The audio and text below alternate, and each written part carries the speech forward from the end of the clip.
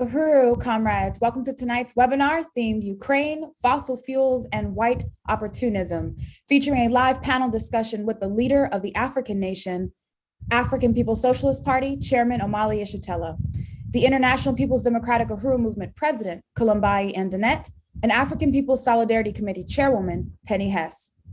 We are conducting this webinar to draw the line in the sand. White opportunism has been a thorn in the side of the Black Power movement for decades. And the African People's Socialist Party, under the leadership of Chairman Omali Yeshitela, has struggled fiercely against these ideological imperialists who seek to forward their aims and interests of the colonizer population at the expense of Africans and all colonized people. Recently, this age-old contradiction revealed itself in St. Louis, Missouri, where the African People's Socialist Party has built a tremendous base, advancing anti-colonial political and economic projects in the heart of the African working class community. Colonizer Don Fitz of the Green Party of St. Louis has initiated several interventionist attempts against our struggle to destroy the colonial mode of production in which he and all colonizers benefit. Some examples of this dangerous interventionist tactics include, in preparation for their webinar happening this evening on the Ukraine situation, he asked a white Green Party member to speak on the conditions being faced by African students in Ukraine. She said she did not feel prepared to talk about that, but suggested Penny or Jesse from the African People's Solidarity Committee, to which Don exclaimed, no, all they do is talk about and idolize the chairman. This presupposes that white people should not fall under the leadership of the African working class, and if anything, should take credit for African internationalism's analysis on every question. At the same time, he asked two members of the Black is Back Coalition to speak, an organization founded and chaired by Chairman Omali, creating conditions for dangerous division between African forces. To backpedal, they asked the party and APSC to co-sponsor the event and thereby get 2 minutes each to make a comment. We declined this insulting arrangement. A few months ago, African Socialist International Secretary General Lowezi Kinshasa was asked to speak at one of the Green Party webinars about the conditions of African people in Africa. SG Lowezi gave a brilliant presentation that included a vision for a liberated Africa where African workers have the power of self-government. Don Fitz came on right after SG Lowezi and spent 10 minutes trying to correct him, stating there can't be dams in Africa because that is an environmental problem. When the Uhuru Solidarity Movement requested that the Green Party of St. Louis endorse our Day of Reparations to African people, a campaign we have led for more than 40 years, Don proceeded to lay out his ideas of what reparations means, including marijuana dealerships, attempting to remove the question of colonialism and liquidate his role as a colonizer. There are many more examples, but this shows the opportunism and interventionism of the Green Party, especially when they ask African people to come onto their discussions as tokenism and to serve the interests of the Green Party once a month on their Black and Green Wednesdays. Fitz's actions are representative of the entire opportunist white left and the role they've played historically to undermine the trajectory of African liberation. What is clear, through the constant struggle and theoretical development made by Chairman Omali Yeshitela, is that the colonial mode of production created the situation with Russia and Ukraine, the environmental crisis, and every major contradiction confronting the peoples of the world today. Virtually every question left unresolved by the Black Revolution of the 1960s has been answered by the chairman and his theory of African internationalism. We feel it necessary to deepen this struggle regarding white opportunism because we will not allow for it to take us off course. Any active opponent against the African Revolution must be crushed. So we say down with white opportunism. It's my honor now to introduce our first panelist, the leader of the African Revolution, Chairman Omali Yeshitela. Uhuru, Chairman. Uhuru, and thank you very much, Comrade Sister Akile, for the introduction. And without being too redundant, I really want to say that this is a very serious struggle that we're involved in that was initiated open clearly for us by Don Fitz and the Green Party here in St. Louis, Missouri. I don't know how the Green Party is every place else, but I do know exactly what's happening here. And I do know that there is this history that we've had to deal with as African people trying to make this revolution to get this monster of colonialism off our backs.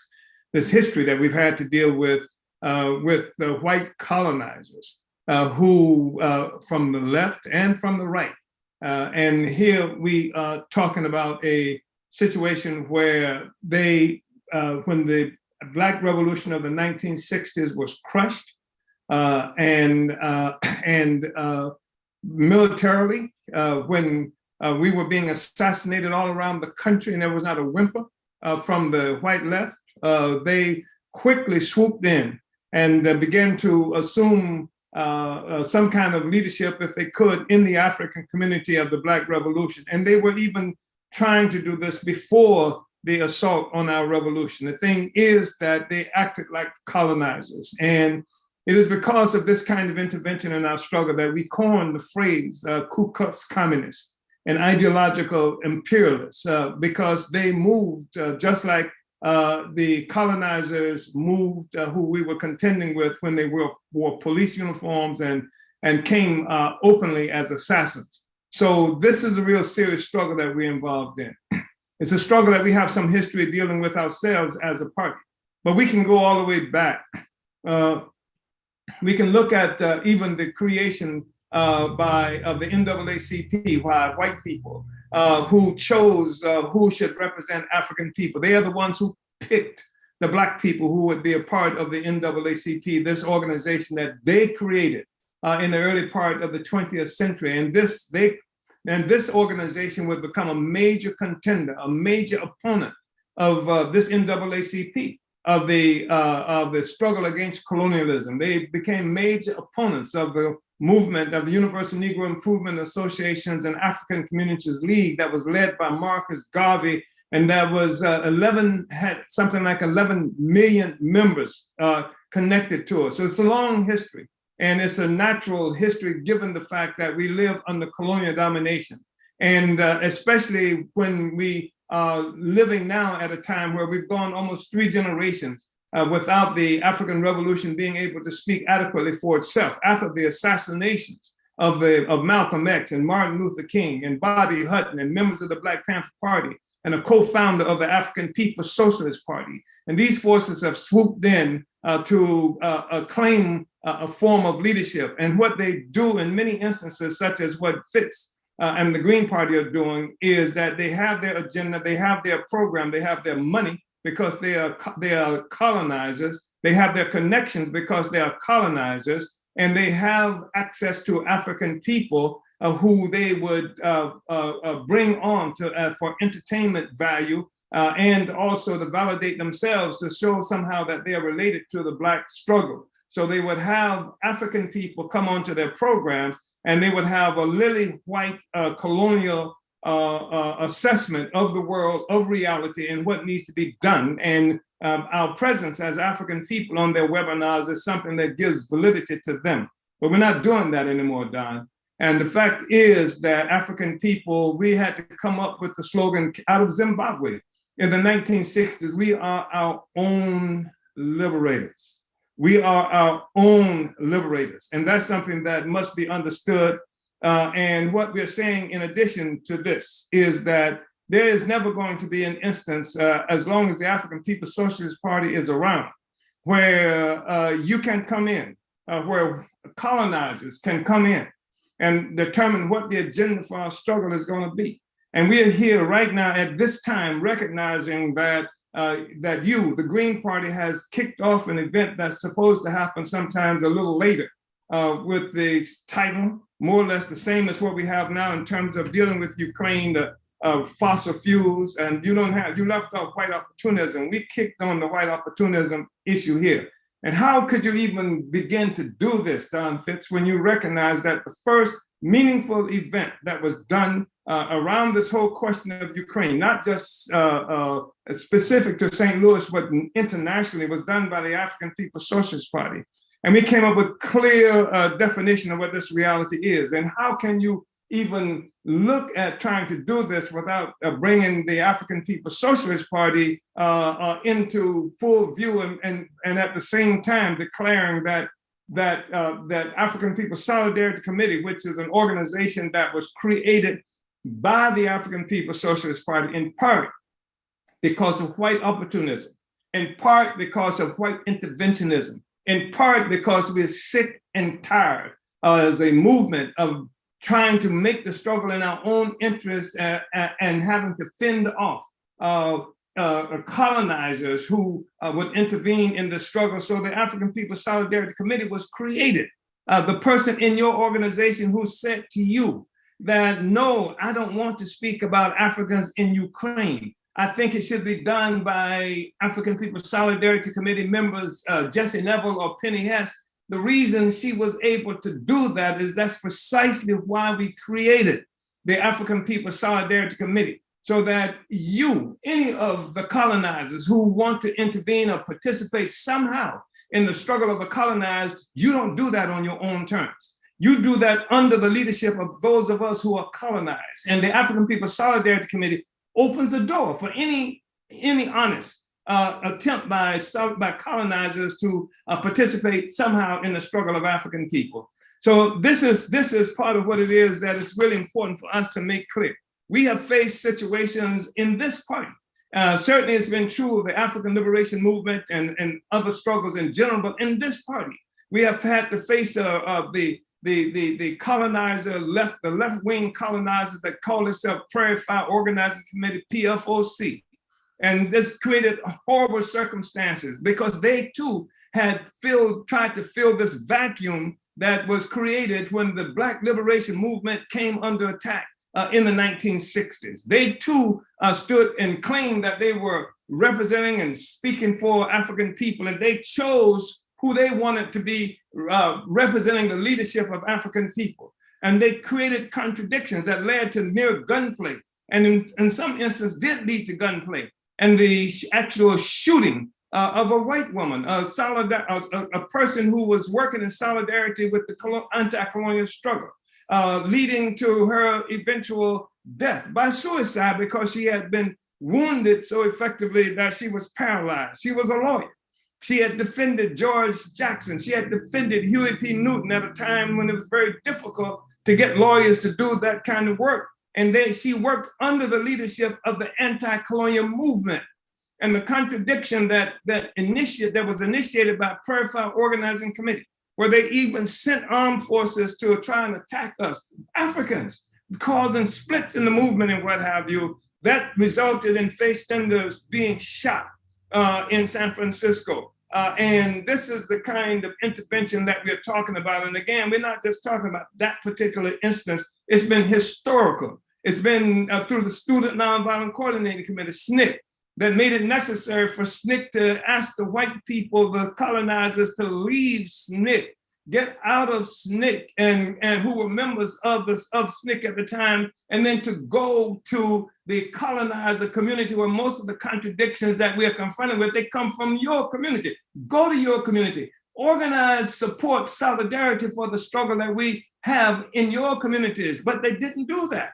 They discovered other kinds of things that they needed to fight around, struggle around. They discovered the Vietnamese War. They discovered the environment. They discovered all kinds of things that didn't make it necessary for them to unite under the leadership of the African Revolution and to go into their own communities in that capacity. So this is a serious struggle. And when we talk about white opportunism, we're not being involved in name calling. The fact of the matter is, we talk about opportunism, it's a discussion of science, because what we define opportunism is, it's the same as been defined throughout the history. And opportunism is the sacrifice of the long-term interest against for the liberation of the working and oppressed peoples of the world, to sacrifice those interests to satisfy the short-term interests of the petty bourgeoisie, of a sector of the petty bourgeoisie who cannot fight for the liberation of the people. And so that's what it is that we are talking about. And that's the struggle that we are making right now. And you have a whole different perspective on everything, unless you understand that the real contradiction that we're dealing with is the colonial mode of production. And so we're not even talking about, how people like to characterize this, that the white man this, the white man that, except as it relates to recognizing that it has become a word that's used to represent the colonizer. The world is split and has been split for several hundred years between the colonizer and the colonized. The whole construction globally of the global human society revolves around a colonial mode of production, where the primary forces at work are the colonizers who are from Europe and now in North America, and those of us who are colonized. And we are colonized by colonizers who now call themselves Europeans, but didn't have an identity before they got involved in a world economy that was based on colonial slavery, that was based on taking land and resources from the people that now record called Indians, that took their land. This whole thing that we call America is named for a colonizer. And we have a situation where the people are stuck in concentration camps today. And that's euphemistically referred to as Indian reservations. We're talking about, even when you look at places like Australia, you're talking about New Zealand, you're talking about Canada. All of this represents a colonial mode of production, a whole world economy that got organized around the assault on African and the world economy, an economy that pulled the whole world together into a single a process that is a mode of production. And that mode of production is a colonial mode of production. But the left, the colonizer left, has never been able to recognize a colonial mode of production. They can talk about a capitalist mode of production. They say a capitalist mode of production is something that came into existence with the primary forces that identify the relationship in the capitalist mode of production being the industrial working class and the industrial ruling class, bourgeoisie. And for them, that's the primary contradiction. But what we recognize, what I recognize, what we have discovered over a period of time of struggle and investigation is that what they refer to as the capitalist mode of production could not exist without the attack on Africa, without the struggle that captured the land and resources, the labor of the vast majority of the peoples of the world that created what we now call America, that created Australia, that created all of these other entities. In fact, the whole of what they refer to as South America is defined by colonialism, by the fact colonial slavery, by Europe going to Africa and initiating this world trade in Black bodies, in Black people, et cetera, that tied the world into a single global economy. That is a mode of production.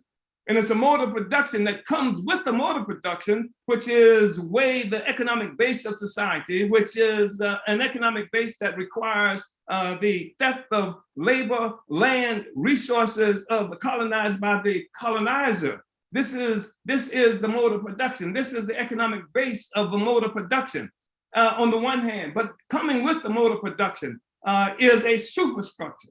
And a superstructure that is the institutions, the legal institutions, the ideology, the philosophy, even culture, and what have you. That is what it comes with this mode of production, this economic base, the economic base of stealing labor, stealing resources. That's why we talk about institution, legal institution. All that you see from your local communities all the way to the United Nations have come about into existence and as a consequence of this superstructure that rests upon a foundation of colonized, enslaved human beings around the planet Earth who have been engaged forever trying to get rid of this monster. So we have a whole different perspective on everything. We have a different perspective on the question of Ukraine. For us, we understand that we hear this discussion about how Ukraine is so horrible and that the Russians are so horrible. And it's like the colonizers was talking to themselves, because most of us who are colonized around the world recognize that the enemy has been colonialism all along. You can't talk to us about Russia. You say, well, the Russians are horrible because what they have done is they killed some civilians in Ukraine. Well, the reality is that America killed more than 200,000 civilians in Nagasaki with the atomic bomb that was dropped by the United States. You talk about all the scores of millions of people that have been killed as a part of the process of constructing this economy. And even when you talk about issues like fossil fuel, when you talk about issues like the environment, like most of the so-called environmentalists that we run into, they track the crisis with the environment to 1750, something like that, what they call the Industrial Revolution. But the Industrial Revolution itself was based on stealing resources of African indigenous people here around the world, in Africa and around the world. You're talking about between 1500 and 1600, some 50 million indigenous people in the Americas were killed through war by Europe, this whole colonial process, through war, through actually initiating chemical and biological warfare. You're talking about 50 million people dying. And resulting in a weather catastrophe, a climate catastrophe. A so-called little ice age came about as a consequence, because when these people were being killed throughout the Americas, it meant that that forests and other things overtook their villages and communities and their farmlands and what have you. And it was responsible for a massive increase of carbon dioxide into the atmosphere. And this carbon dioxide in the atmosphere contributed to this little ice age that happened in something like 1600.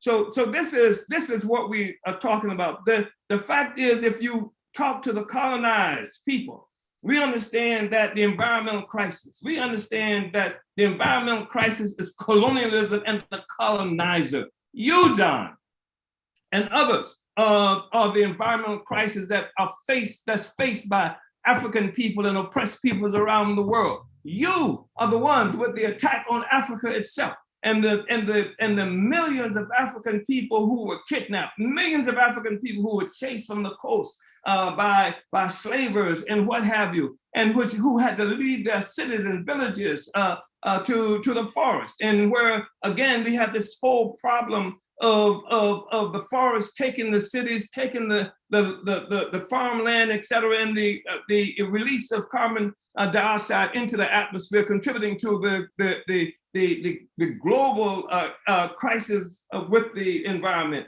You're talking about the trade in Black people, the hunt of African people. You're talking about a situation where most of Africa was surrounded by slavers, by European colonizers who came to capture Africa. It changed the actual environment of the ocean. The ocean ecosystem was challenged as a consequence, because sharks learned to follow those ships, those so-called slave ships, all the way from Africa across the Atlantic, because they knew they were going to be well fed. They actually, schools of sharks would follow them. There's a highway of bones under the Atlantic Ocean of Black people, Black bodies and what have you, that were thrown overboard and jumped overboard in order to keep from being enslaved. This is the environmental crisis. How can all of this happen? How can you be aware of any of this and then start the environmental crisis in 1750? I tell you how.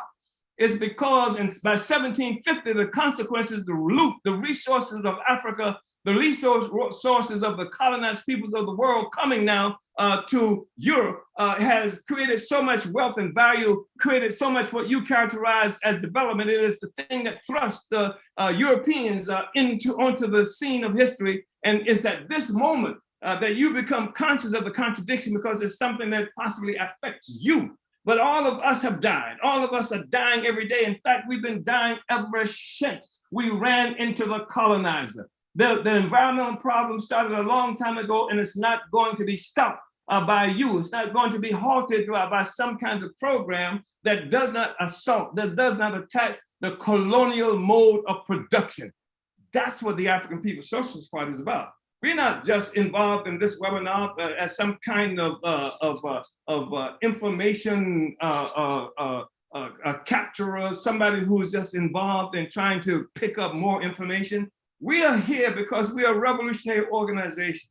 We are here because for 50 years, the African People's Socialist Party has been involved in a relentless struggle for the redemption of Africa, for the emancipation of Black people and the colonized peoples of the world. And that can only come at the expense of colonialism and the colonizer.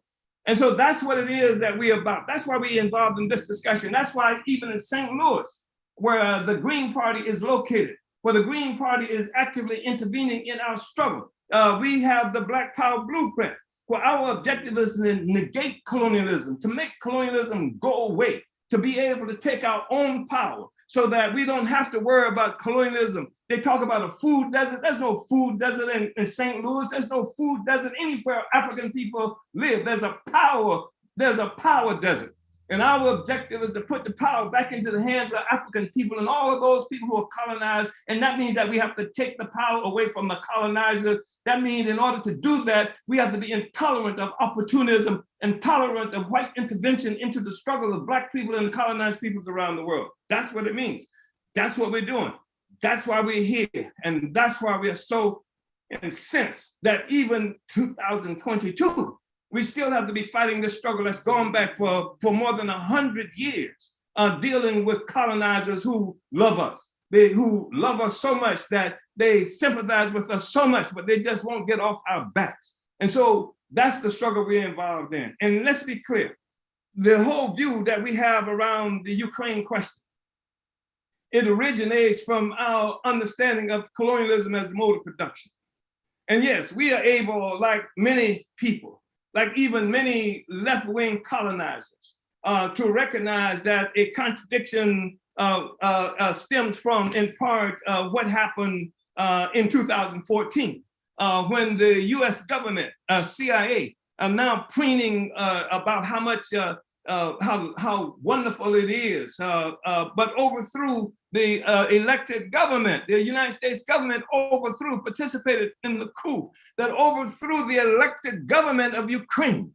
So many people understand that, and many people are able to criticize, yes, the United States was naughty when it did that, it shouldn't have done that, etc. And some people even recognize that this aggression against Soviet Russia, Russia, especially by the United States under the Clinton administration in 1991, that contributed to desired to take all the space away from Russia, that assaulted Russians in a very serious kind of way, that began to intrude on the political terrain that usually occupied by Russia, with the intent to minimize the significance of Russia as a power in the world. Many people recognize Clinton doing a war dance almost, and the gleeful statements that were coming from representatives, the thinking representatives of white power, people like Francis Fukuyama, who was talking about the end of history, now that they had succeeded in trying to bring Russia to heel and making it what they thought would be powerless. And we understand that that happened, and that some people are able to say tisk, tisk. Even some colonized, left-wing colonizers can go tisk, tisk. That was very bad for that to happen.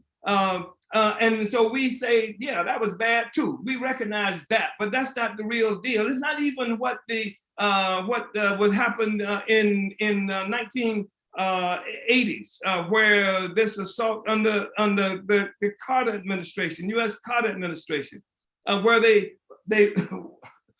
where the U.S. Went into Afghanistan with the intent of dragging the Soviet or Russia into a quagmire of having to defend the progressive Afghan government that it supported, where the Afghan government had eliminated all oppression of women. They claimed that that's what they're about. The government that was supported by Russia had done that, had got rid of all of the opium that's been put in the streets of African communities and oppressed communities around the world. That government had done that. And so Brzezinski, who was the national security advisor for James Earl Carter, who was then the president, came up with the scheme of going into training the people who they now call jihadists, training people who became part of Al-Qaeda, training them so that they could go into Afghanistan and initiate war. And they gave them guns and weapons and missiles, just like they're doing in Ukraine today, to help defeat and destroy Russia, to demoralize Russia, Russian people, and to drain the economy of Russia, with the objective part of minimizing the significance of Russia as a political force, an economic force in the world, and also enhancing the encirclement of Russia because Afghanistan is where Afghanistan is located in proximity to Russia. So we saw all of that, but we recognize even 1949, with the United States playing this role in creating the Atlanticist group, creating the 1949, where it created the North Atlantic Treaty Organization, a military union of colonial powers that was created with the express purpose of containing and destroying Russia. At that time, Soviet Russia. So all of that happened, and that's something we should be aware of. That's when you see NATO now bragging about there being 30 or so countries. You see America killing people in Russia and Ukraine. It is something that the NATO was created for, to destroy Russia, to contain and destroy Russia. But the real deal is, and something that none of the leftists, whether they call themselves black leftists, white leftists, or anything talks about, the real deal is 1917, the Russian Revolution. And it was the Russian Revolution that changed, that made it, that saw this whole initial assault on Russia by all the colonial powers in the world. We saying all of them, including the United States and Japan, invaded Russia in 1918. Now, this was a time of crisis for the whole colonial mode of production. And the Russian Revolution happened within the context of that crisis. What do I mean? I'm talking about the same time that the Russian Revolution was happening. You saw the rise of the movement, the Universal Negro Improvement Association and African Communities League, led by Marcus Garvey. And this movement led by Marcus Garvey had something like 11 million members and supporters of African people all around the world, that included Australia and that included parts of India. So this movement was happening. It was under the slogan, Africa for Africans at home and abroad, which was a dangerous slogan, because the fact is that this was happening during the time of the First Imperialist World War. And this World War, like every war America has fought, was a war to redivide the world, to redivide Black people, to redivide all the peoples around the world, who was going to get what part of this area of the world. And so at this time, you saw a crisis of the whole social system, because everybody was trying to win their freedom during this period of time. You saw also in 1919, the United States government, the French and England came together. There's something called the Sykes-Picot Agreement. That was 1916. And this was where they carved up most of what's called the Middle East. This is colonialism. This is the colonial mode of production that we are talking about. The Balfour Declaration was in 1917. The Balfour Declaration was something that gave what they now call, they gave Palestine, what they now call Israel, to white people who from various parts of Europe as their own. That was 1917. You're talking about the movement of Nicaragua, of Augusto Sandino, who was engaged in struggle in the 1920s. 1915, the United States Marines attacked Haiti and robbed, they took all the gold out of the treasury in 1915, stayed there for something like 16 years. At the same time, we're looking at the Red Summer in the United States. So we talk about that in 1919, but you're looking at a period of Pancho Villa, Emiliano Zapata, the Mexican Revolution, 1910, 1920. In India, the Anglo-Kuki War of Independence, 1917, demands by the Indian National Congress demanded self-government for India. So this is what we're talking about. This is the context in which the revolution in Russia happened. And it happened not in the way that Marxists or anybody else thought it would occur, based on this crisis that would occur within the capitalist mode of production. In fact, and Russia was not even a capitalist country. Russia was semi-feudal country. And what happened was, it was in the mix with all these other struggles. And the reason Russia has become such a significant factor here is because it succeeded where we didn't succeed with Garvey, where we didn't succeed at the time in Nicaragua and various other places around the world in the struggle against colonialism. But it was the struggle against colonialism that set the terms for everything. It was a colonial mode of production that dominated the world. And today, even that we don't have the ability for left colonizers to speak to that and to recognize that reality. So that's what it is that we're looking at. And so when we talk about Ukraine, we don't hesitate to say that we support Russia. It's no equivocation, no quibbling about the question. We disagree with all of those statements that are made by some people who would say that everybody is equal, has equal responsibility. The Russians did something bad and the Ukrainians are doing something bad. And America, of course, did a little bad. But we have to go in the United States and rescue the poor Ukrainians when the fact of the matter is that the US, England, and other European countries, including Germany, et cetera, pumping in all kinds of resources into Ukraine.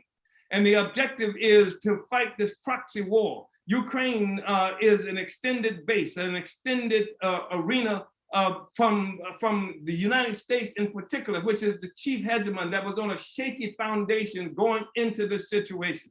And so here you have Ukraine, and I sympathize with the people in Ukraine. And I sympathize so much that what I say is that what the Ukrainians should do is break free from that servile government that serves white power imperialism. Break free. Turn your guns against your officers. Make struggle against those who would have you participating in protection of the colonial mode of production, because Africa and the oppressed peoples of the world are going to be free. So that's what we're about, struggling for freedom. That's what the African People's Socialist Party was created for, to fight and win the struggle for freedom. And again, not as collectors of information or something to that effect, but to make the struggle. And this is what makes this intervention by people and groups like Fitz and the Green Party so problematic. Because what we find is at the time where imperialism is experiencing crisis, we find that all the forces that have a stake in the colonial mode of production begin to move to protect the colonial mode of production in their own various ways. And this is what we're looking at with the Green Party. That's what we've been looking at since the Black Revolution of the 1960s, where our leaders were assassinated, where our movement was crushed, that was responsible for the fact that we've gone 3 generations without even talking about revolution. And I'm saying this, that any genuine force that's want to deal with the environment, then what you have to do is work with the real environmentalists. And the real environmentalists are those of us who are fighting against colonialism, because there is no solution to this contradiction that can satisfy us as colonized people. The materials that you want to get your so-called, how do you characterize this, renewable energy, your electric cars, the cobalt that you need, the lithium that you need, the cobalt coming from places like Congo, the lithium from Australia and other places like that, again, colonized countries, even though Australia is not recognized by most of the Europe as a colonial country. It is a colonial power. And so what we are talking about is that there is no solution for you that can come at our expense. And everything that you talk about as a solution is something that sacrifices the long-term interests of Africa and all the colonized peoples of the world to have our total freedom, to have our land back, to have our resources back. And the thing is that the colonizer left has to have the courage and has to have the integrity to do a self-criticism, recognizing that the biggest threat to the environment is colonialism, is you. That's what has to happen. You have to say that you are the environmental problem. You are the environmental threat. And that when you move and try to frustrate the efforts of the African People's Socialist Party and the Uhuru movement, you have locked yourself shoulder to shoulder with all of the colonizers in this country and around the world, and with those forces who are now being used as a weapon against Russia, who was that entity that has tried to defeat the colonial mode of production, along with all of the other oppressed peoples around the world, including Marcus Garvey, including Sandino, including Zapata and Pancho Villa, and all the other people who were fighting against this colonial mode of production. We need to see you talking about repairing the damage that's being done to the indigenous people that you call Indians. When I say repairing the damage, I'm not talking about setting up some little project where you can give some charity to the indigenous people. You need to start packing. You need to start packing up. You need to start doing what you can to get out of somebody else's land and resources. That's what you need to do, because America itself is a war crime. It is a crime against the indigenous people who are here. It is a crime against African people who have been brought here. It was created as a war crime. And this discussion that you want to have with us about Russia committing war crimes in Ukraine, we recognize that the very existence of America is a war crime. It's a crime against the indigenous people. It's a crime against me. It's a crime against my grandmother. It's a crime against all the Black people who have died enslaved to make it possible for people like the Fitz of the world and the Green Party to be able to be successful. No more days like that. So we're saying this. Don't take this as some kind of assault on white people. It's not. It's an assault on colonialism. And the truth of the matter is, I didn't make white people colonizers. The truth of the matter is the relationship that you have with Africa and the rest of the world. That's what makes you colonizers. But you don't have to be active colonialists. You can commit national suicide. Because when I say national suicide, because the American or the European nation itself came into existence through colonialism, through the colonial process. That's where the sense of sameness was born. That's the thing that holds the resources that holds it together. You want to know why you have situations like Brexit? You want to know why you have situations like January when the capital came under assault? It is because the peoples of the world have begun to fight back and become increasingly difficult to be able to hold on to our resources. You can join this struggle. Get on the right side of history. Abandon opportunism. Abandon this kind of intervention in our struggle and work under the leadership. And I'm telling you now that I don't know at this point who else has the courage to let you know. But the African People's Socialist Party, the Uhuru movement, we say it now, we said it a long time ago. You cannot intervene. You cannot participate in the struggle against colonialism that African people are involved in on your own. The only way you can do it is under the leadership of the African Revolution, under the leadership of the Uhuru movement, under the leadership of the African People's Socialist Party. So what you need to do, Don, is join the African People's Solidarity Committee if you're interested in looking at this issue, this struggle of African people at all. So those are some of the things I feel like is really necessary for us to say. And in terms of war, I want to say that we're not pacifists, because I know that some people, I've seen some people who are dealing with this question, and some people who you deal with, who brag about how they're against all war, blah, blah, blah, blah, blah, blah, blah. And the fact is, we're not against all war. We're against all unjust wars. We're against all imperialist wars. We're against all colonialist wars. We're against all wars that are designed to keep the people locked into oppression. But we support all the wars of revolution, all the wars against colonialism. The fact is that I remember the 1960s, while there was this whole left colonizers who were saying things like no more Vietnam, as the Vietnamese people engaged in this heroic struggle, having defeated the French, engaged in defeating the United States, and they were saying no more Vietnam, and Che Guevara responded by saying 2, 3, many Vietnams. That's because that's the struggle of the colonized people to end this relationship with colonialism. So it's really important to understand that we're not pacifists at all.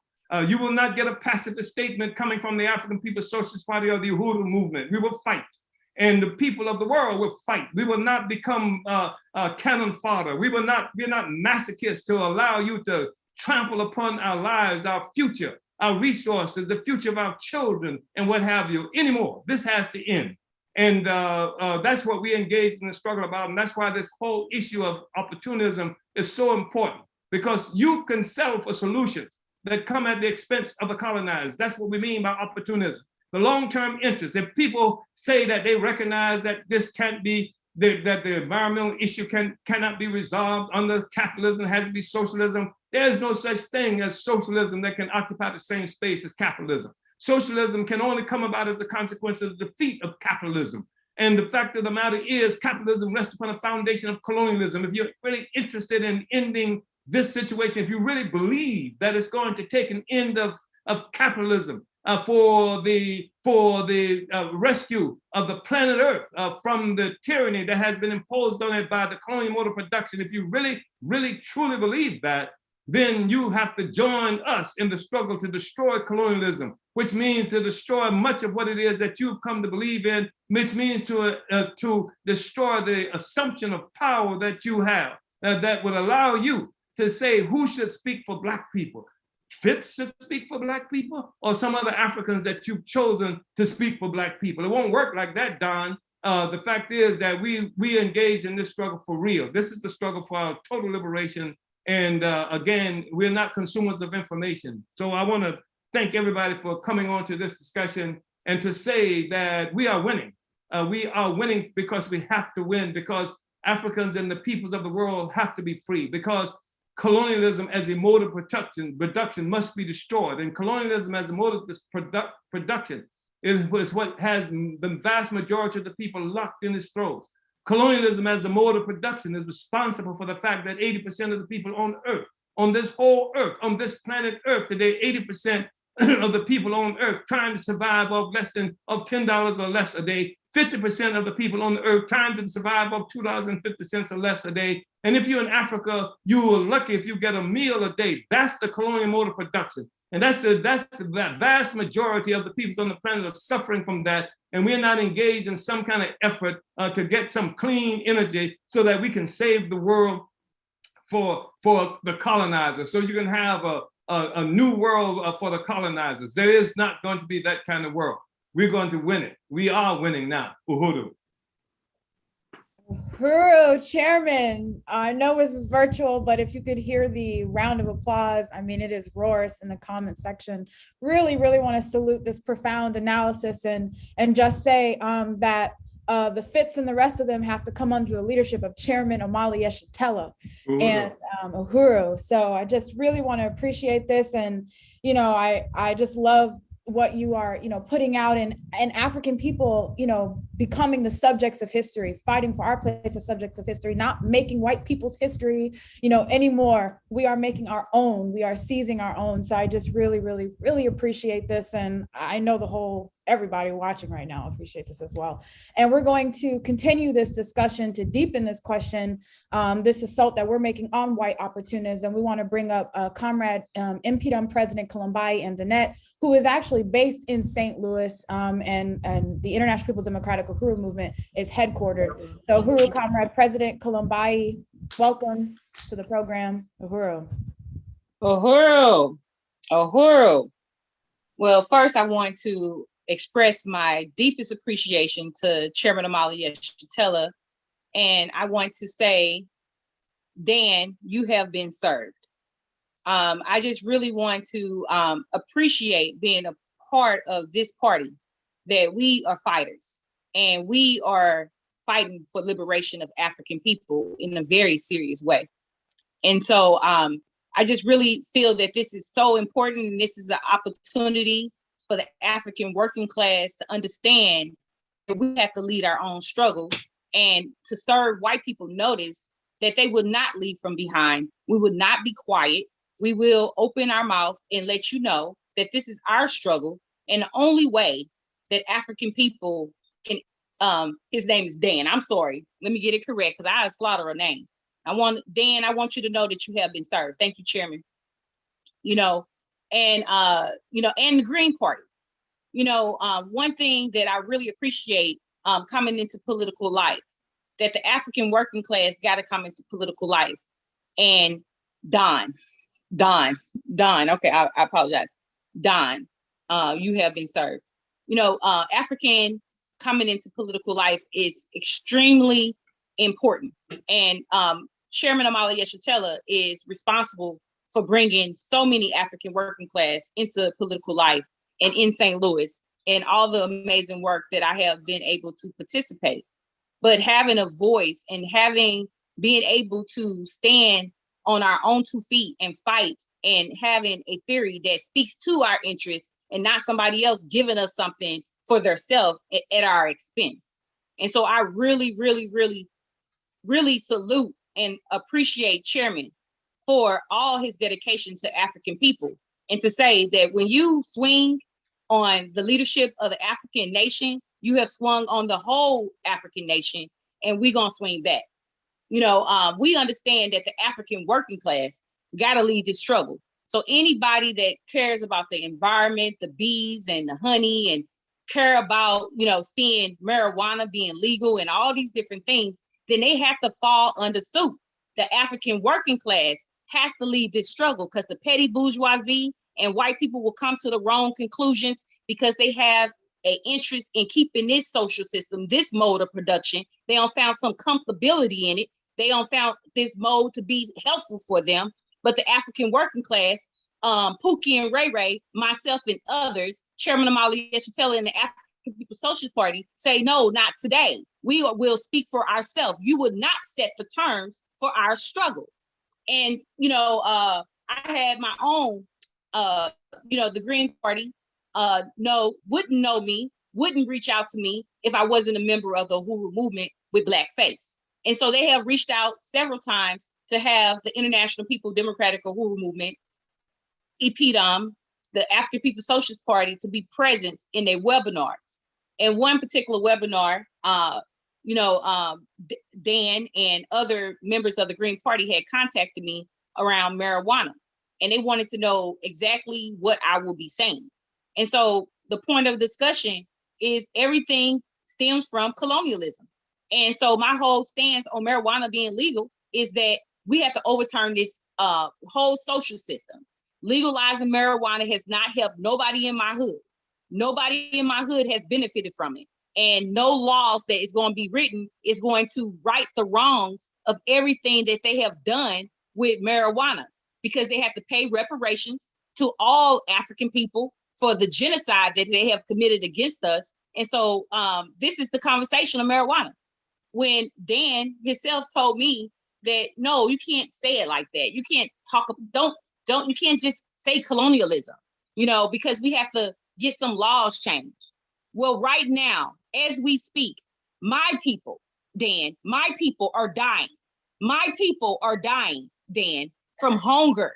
My people are dying. So no, I would not, Don, I'm sorry, I keep calling you the wrong name, Don in the Green Party, white people, you would not lead this struggle. No, we letting you know that we have our own voice.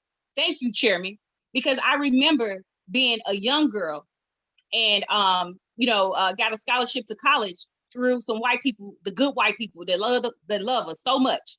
And see, this is why we can't fall for this, y'all.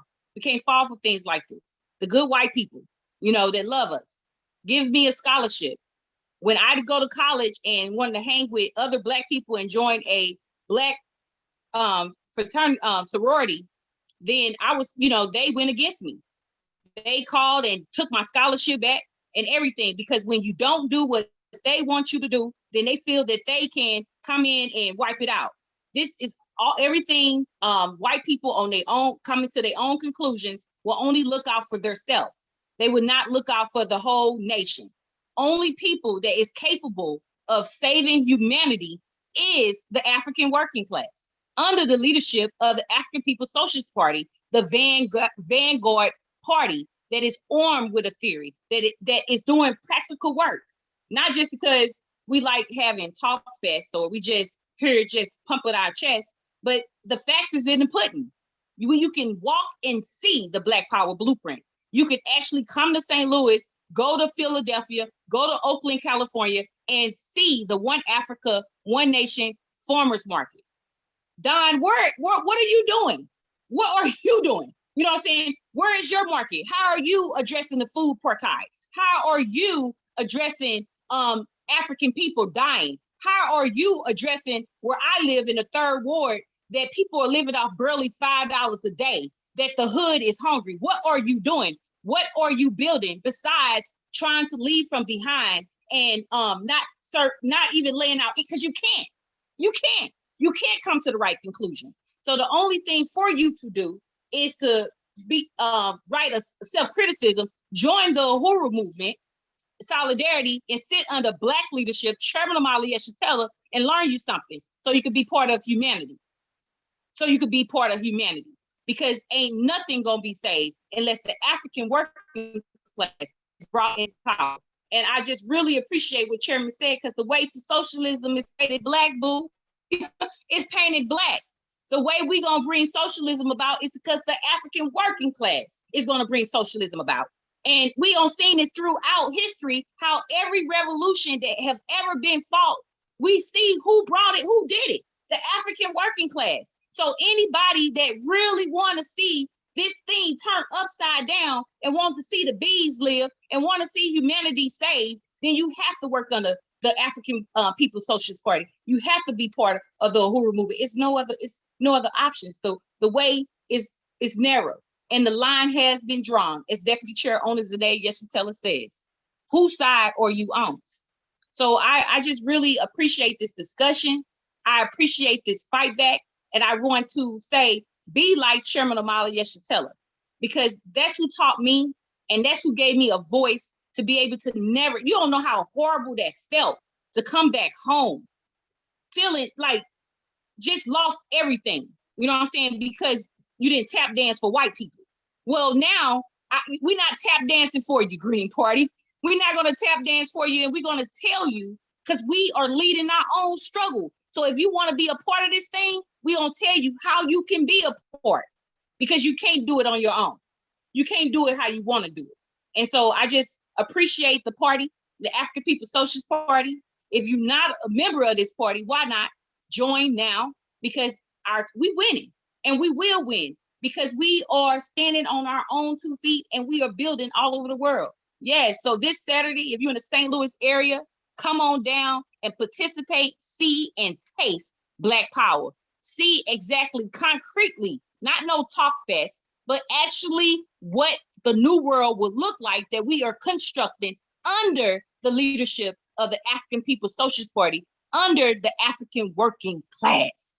So thank you for this opportunity to come and be able to let the Green Party know, and Don Fix, let me get his last name too, Don Fix, let you know that you have been served, and you would not get away with it. You would not just think that you could just, them days are over, white people. We will call your name out.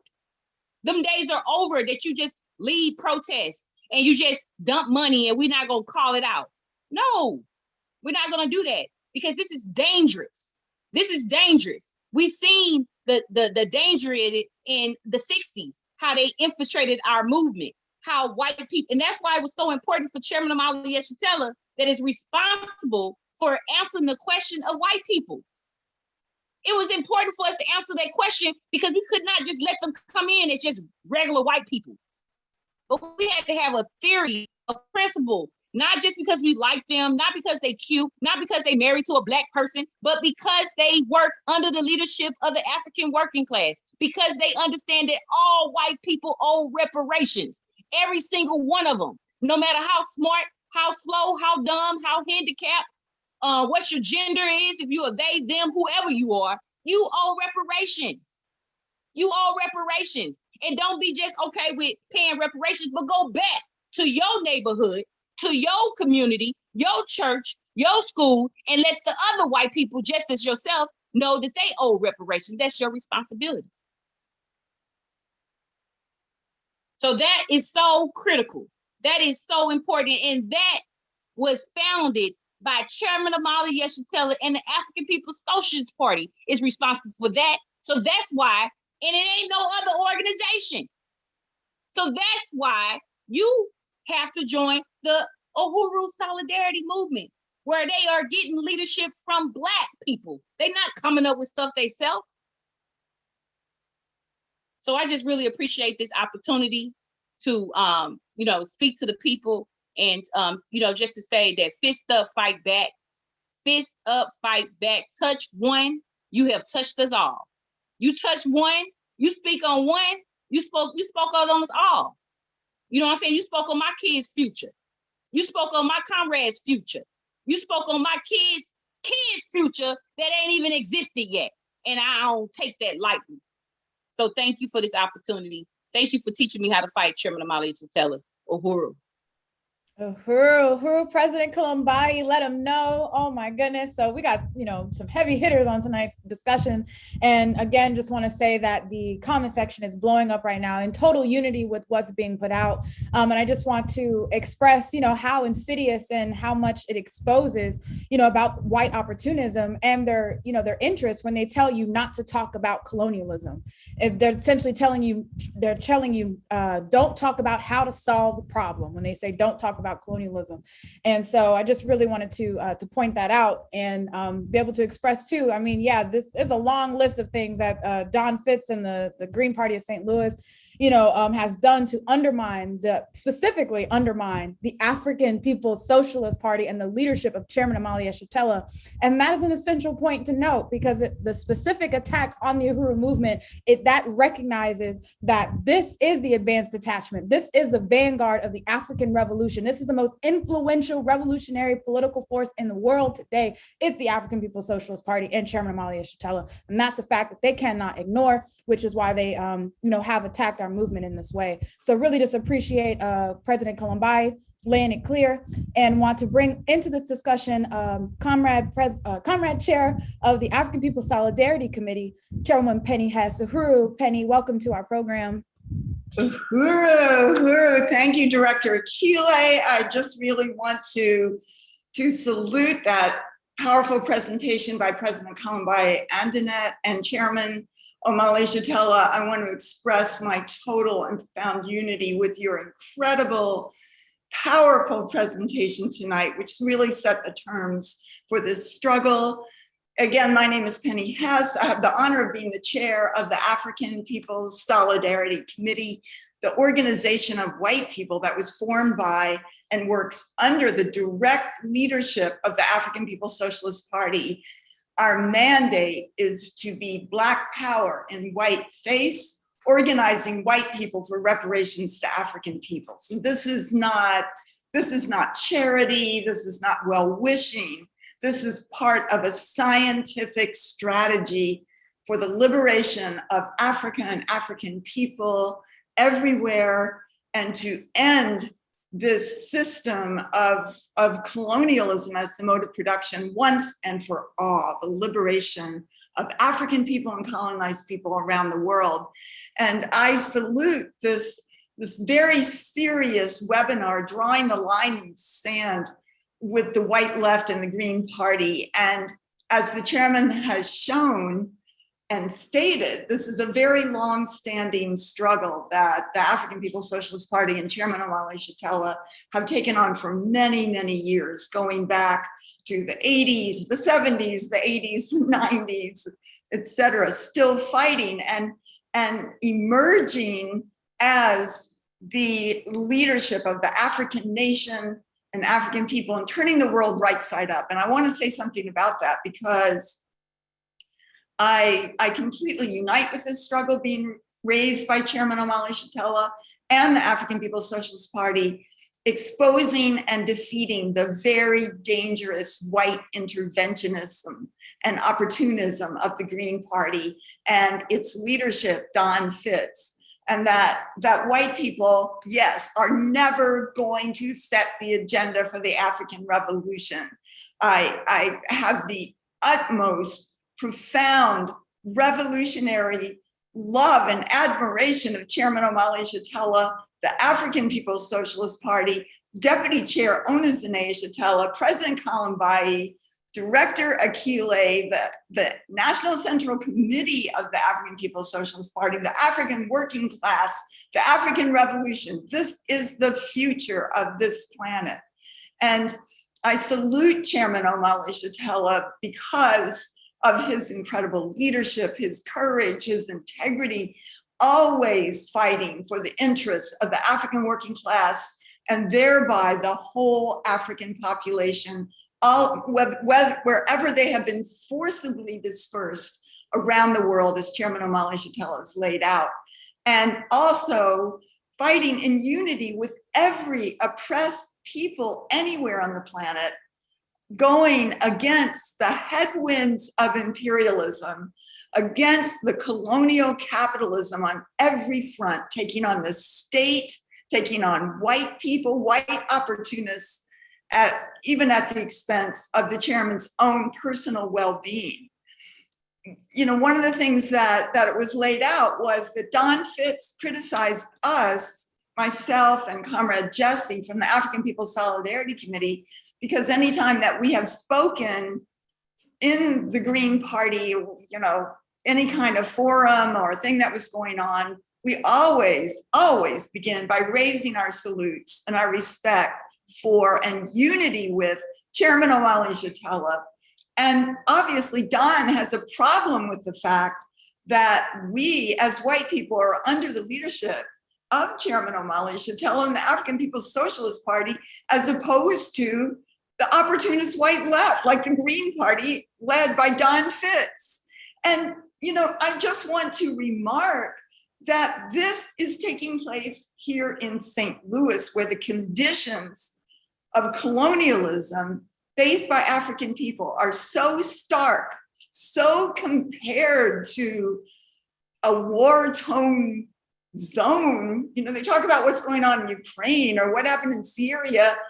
This is what it looks like in here, especially in North St. Louis, where the African population is 95 to 97% and living in poverty.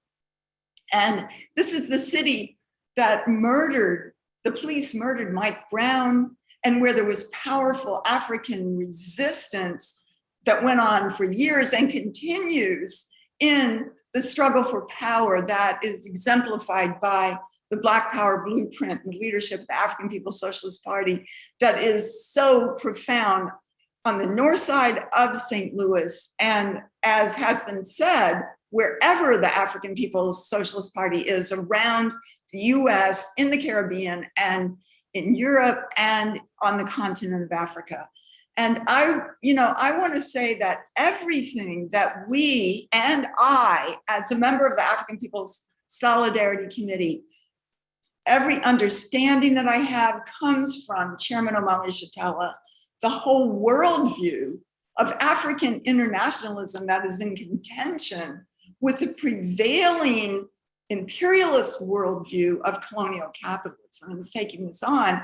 This is how I understand the world, not the fantasy of the colonizer, but from the point of view of the colonized, the African, the enslaved, African internationalism of Chairman Omali Yeshitela. And yes, I do make this clear because these are not my ideas. These are not my conclusions. That would be the utmost of hypocrisy and the stand of a colonizer for me to pretend that I invented these ideas. I gained this. No, that is not true.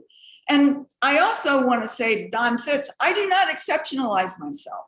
My understanding of African internationalism did not come without struggle by the African People's Socialist Party, and that it did not come without actual practice under the leadership, real work, real mandates for what it was that we have to do, fighting for reparations in the white community, bringing this question of colonialism and the colonial mode of production to other white people to wake us up to the reality of how things got to be the way they are, not the way we want it to be.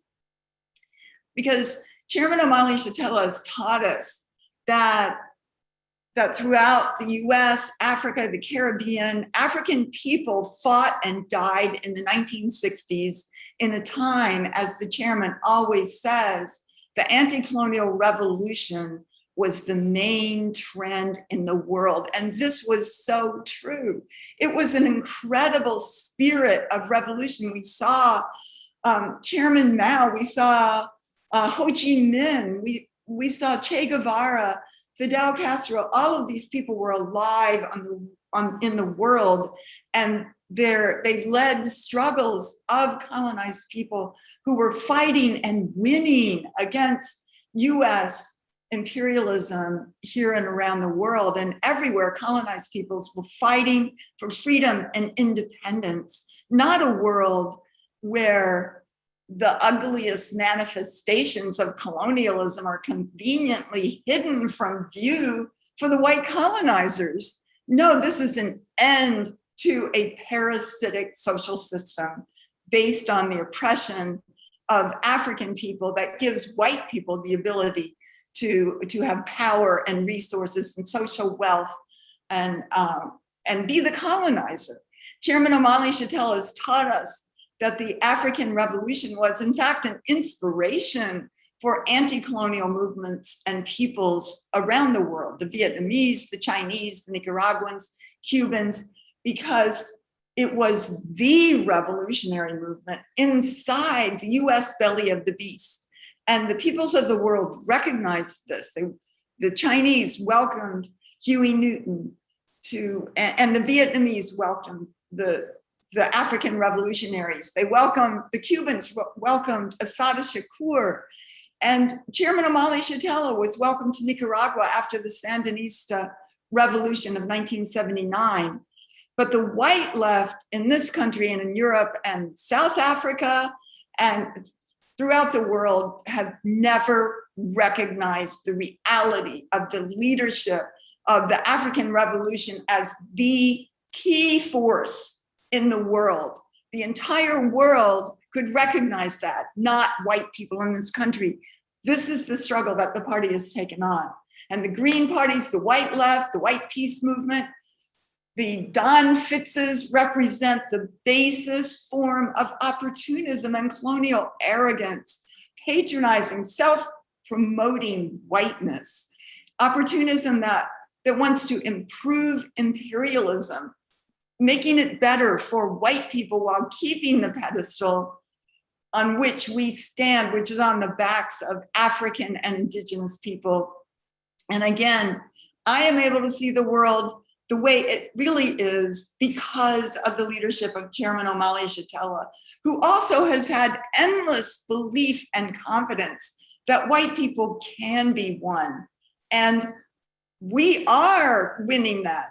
The Uhuru Solidarity Movement has members in 130 cities throughout the United States. White people are seeing this. This is the forward side of history, and white people want to be here, not under the leadership of a dying, corrupt white left that represents and upholds the interests of colonialism. The chairman has kept the African Revolution and the World Revolution alive, even as US imperialism momentarily seized control of the ideas in the heads of people through profound violence and war without terms against the resistance of the colonizer. This is called the resistance of the colonized, and this is called counterinsurgency. There are African people in prison 50 years later for fighting for African liberation in the 1960s, and this is never talked about by the white left. Through the theory and practice, Chairman Omali Yeshitela has brought the predominance of the anti-colonial struggles back to the center stage for the whole world. The popularization of the terms reparations, colonialism, are understandings and terms the chairman has defined and for many years single-handedly fought for relentlessly for more than 50 years. This is not about a Green New Deal. This is about who will control the planet, who will save the planet, who will fight for the ability of the oppressed and colonized workers of the world to have self-government and self-determination, and the stakes are very high. Will it be the white colonial domination or the leadership of the colonized when, who will come to power, or some form of the war and profit-driven capitalist colonizers? And how white opportunists move is the way that you are moving, the way the Green Party is moving is very deadly. And as the chairman has said, it can be a life and death struggle for the colonized. The white left has always united with the US state to fight and defeat the African Revolution. They did that with Garvey, Frederick Douglass, SNCC, the 60s, and today. Chairman Omali Yeshitela solved the problems of the revolution. He didn't just keep the African Revolution alive in a static way, but constantly has deepened it and moved forward to its highest point ever in theory and practice. Chairman Omali Yeshitela brought science to how this whole current social system came into being, how white people and the white nation got rich, got powerful off the invasion of Africa, went from feudalism to capitalism through the kidnapping of African people and turning them into commodities, stealing their labor, their ideas, their culture, their freedom, their land, and resources through genocide, rape, and pillage. This is the essence of colonial capitalism. It is the meaning of colonialism as the means of production. And as Chairman Omali Yeshitela says, every dream, every aspiration of white people requires drone strikes in Pakistan and police murders and mass imprisonment of African people inside the borders of the United States, colonized right here. So the chairman solved the problem of what to do about the white people, something that plagued the African Revolution and the world anti-colonial revolutions forever. What to do about this foul, opportunist, self-centered white left, where, as the chairman said, white people sit on this pedestal and left to our own devices, we will always side with our ruling class, not because we are duped, but because we understood that we are the colonizer, that we sit on the pedestal of the oppression of African people, that we fill our bellies, as the chairman says, our bellies and our pocketbooks at the expense of the stolen labor and resources of African people and colonized people of the planet Earth, and that African people produce and reproduce real life for us and have done that for the past 600 years. So if we understand that there is colonialism, it is not a struggle against racism, the ideas in white people's heads, it is a struggle against the political and economic domination of a whole people by an oppressor nation. This is colonialism. If it is here in the world, then we are the colonizers. We as white civilians have been willing to act as a colonial army and shock troops, carrying out unspeakable violence since the first day Europeans first invaded Africa in 1415, to the day that Columbus landed on the shores of what is now Haiti, to the volunteer cavalry used against waging genocide against the indigenous people, to the thousands of so-called lynchings that were state-sanctioned genocide and theft of resources of African people that no white person was ever prosecuted for. Yes, we raped and pillaged and plundered and tortured. And I'm saying white women and men, we tortured, we slaughtered with enthusiasm. That is what the colonizer does. And that is what we have done in the past. That is our crime against humanity and our unity with our own ruling class. Chairman Omali Yeshitela proved that the question of parasitic capitalism, of colonialism, which is the essence of the current social system, its mode of production, is white colonizer opportunism. And Don Fitz, the white left, want to ride on this history, this legacy of the colonizer, to try to somehow sanitize a system built on the blood of African people. As Chairman Omali Yeshitela has said, we have named ourselves the victors, the subjects of history, and everyone else as the object, an afterthought relegated to a list of bad isms of otherwise good colonialism. So Don Fitz, the Green Party, this is foul opportunism.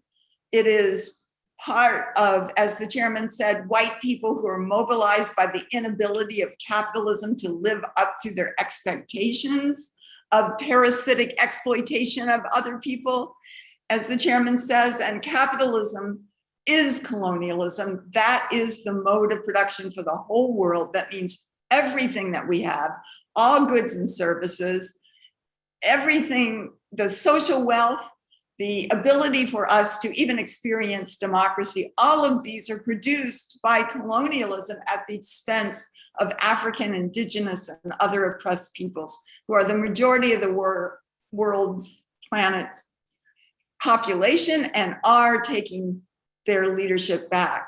So Don Fitts has a problem that we unite with African internationalism and colonialism as the mode of production, and that we and all white people owe reparations, as has been said, and that the African revolution is the revolution, not white people talking about how to make this colonial system better. It cannot be improved. It is born. It is in its DNA, is sucking the blood of African and oppressed peoples.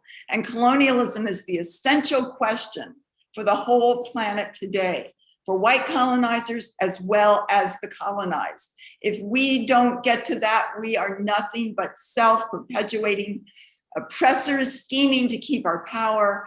We don't have our own revolution. The revolution is led by the colonized whose lives and conditions make up the pedestal upon which we stand. And that pedestal is shaking. So if we want to end the climate crisis and US wars, including against Russia, and we want to end the despair of the white population, the massive suicide, the depression, the drug abuse, get under the leadership of the African Revolution, the African Working Class Party, the African People's Socialist Party. That is our leadership.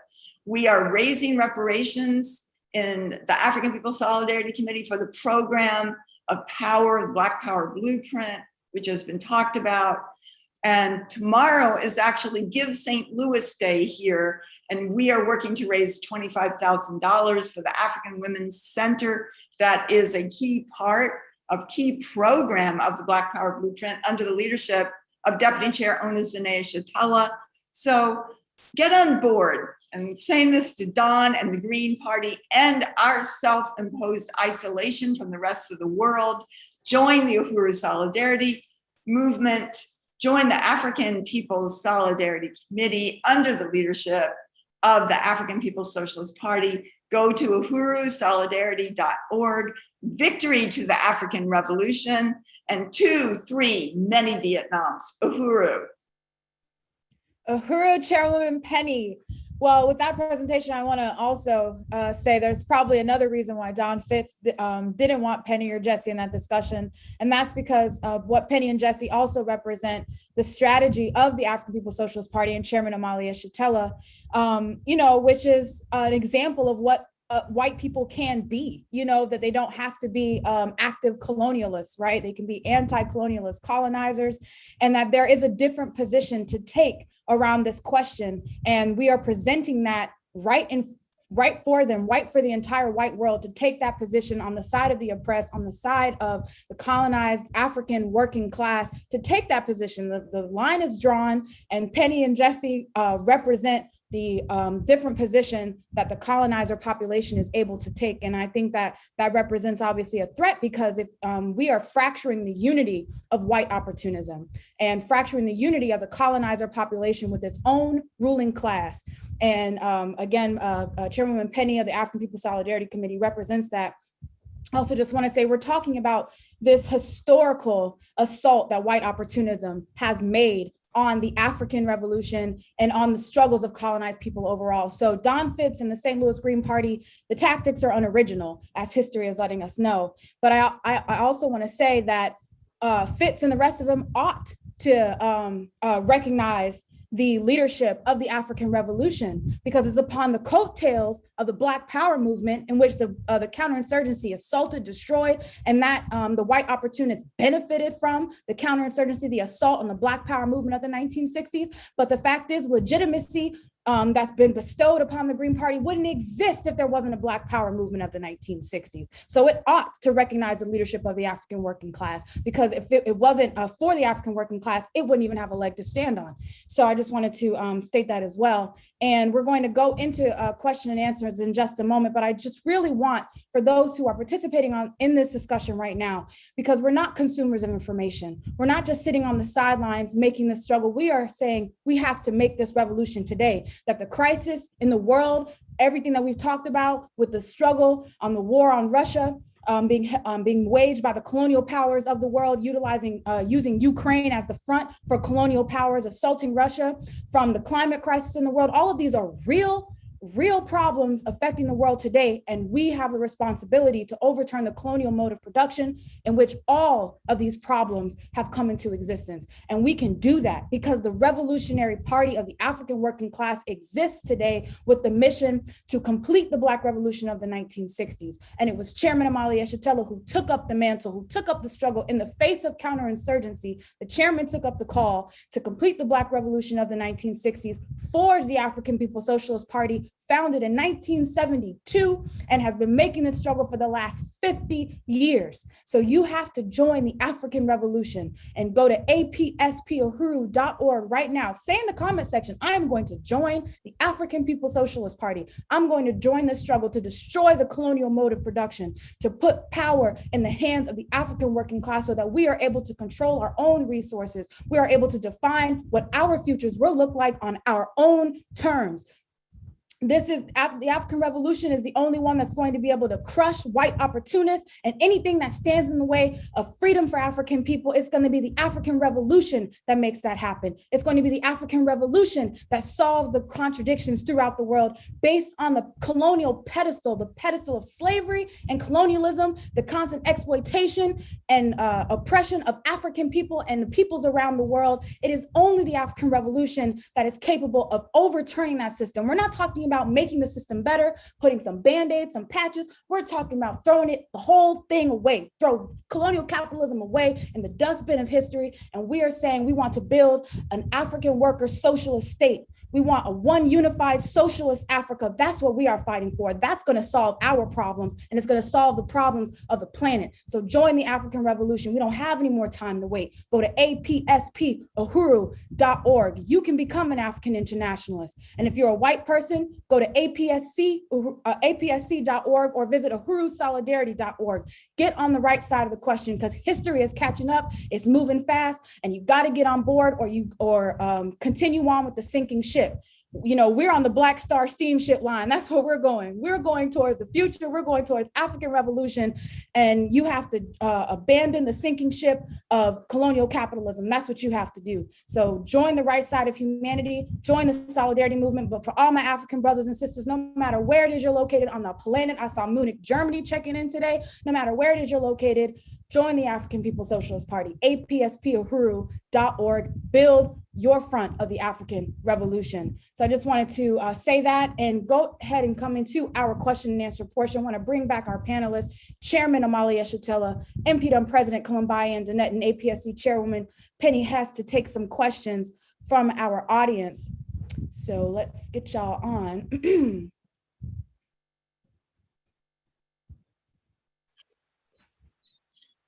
All right, Uhuru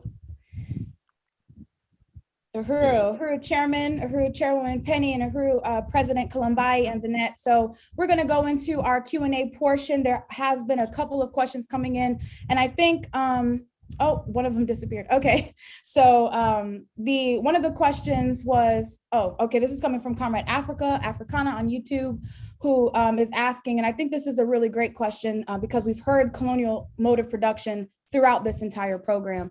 So if this can be explained, how is Don Fitz and the Green Party connected to the colonial mode of production? That's Comrade Africana on YouTube's question.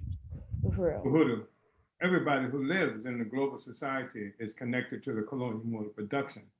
The thing is that this colonial mode of production is the way in which the existing system provides something that resembles a capacity for the production and reproduction of human life. And the way colonialism works is that the foreign and alien capture of Black power, of Black people, and most of the peoples around the world means that we don't produce life for ourselves. We produce life for the colonizers. That's why everything that you see that's happening in the world, you're talking about resources, human and material resources leaving Africa, leaving African communities, even in St. Louis. This whole thing that they call the Del Mar Divide, where the refrigerators of the white families are filled with resources that's taken from Africans and things like that. So the colonial mode of production, a mode of production, is the way in which our society functions, and that everything that occurs in that society is how the society goes about producing and reproducing real life. And when you accept simply the simple notion that's come from the colonizer left, or the left colonizers, that this mode of production is what they refer to as capitalism, which is something that is defined by the exploitation of the industrial working class by the industrial bourgeoisie, the industrial ruling class. And this is the point. Because of all of that activity rests upon the foundation of our enslavement. In fact, Karl Marx himself made the statement that what he characterizes wage slavery, or the capitalist production, capitalist system in Europe, required as a pedestal slavery pure and simple in what he called the New World. So it is from this foundation that this is the colonial mode of production. So we can't live with it. And that's the thing. We cannot live with it. It extracts life all the time. And it happens naturally and normally. Nobody has to go out of their way to do it. As long as this mode of production continues to exist, then it's going to bleed. It's going to take out families, take out children, take out dignity, take out everything from us, and take it and give it away to the colonizer. So the colonizer has to become active. Those who are honest and who want to characterize themselves as revolutionaries have to become active opponents of that. You're not opposing that when you're talking about fighting for clean energy. Clean energy, how are you going to get clean energy? You don't get clean energy by taking resources for lithium from Africans and colonized people, from cobalt, from Congo. All this stuff that you're talking about for clean energy comes at our expense. So we want the end of this system, and you need to end the system too. You need, if you're honest, that's what you would join us with. Uhuru. Uhuru, thank you, Comrade Chairman. And let me say that to make it clear that what we are talking about now is not something that's peculiar to Africans in St. Louis and to the African People's Socialist Party. I mean, the struggle even in what they call South Africa, where the South African Communist Party, because this is under apartheid, because they were white, because they had money, resources, connections globally, they actually were able to turn what this thing, the African National Congress, was a mass organization of the South African Communist Party. And the South African Communist Party had at one time had a slogan, African workers of South Africa, something to the effect, keep South Africa white. And it was because of the white left there that Robert Mangaliswa Sobukwe, who was the founder of the Pan-Africanist Congress of Azania, addressed and spoke about these Europeans. He called them Abelungu Abasintayo, which means the whites who love us. And the thing is that they love us, they sympathize with us, but they won't get off our backs. And this is what we have with the European, the left colonizers, who are so sympathetic. They really, really, really love us, but the colonial mode of production presses us down, crushes us, and they won't get off our backs. That's what we're looking at with Don Fitz, Uhuru. And we look at Amilcar Cabral, who, because the Portuguese colonizers, who controlled, several so-called countries in Africa, and they wanted the African Revolution there to fight against what they call fascism in Portugal, where the Europeans were living under what they call fascism, which is a contest between the colonizers themselves. And which meant that, and Cabral answered that, I can't do that. He says that, we oppose the fascism everywhere, but I want to be clear, we're not fighting against fascism. We're not fighting against Portuguese fascism. We're fighting against Portuguese colonialism.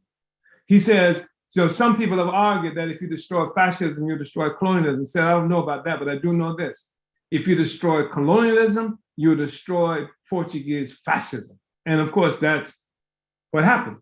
But the point is, there's always this drive, to do this.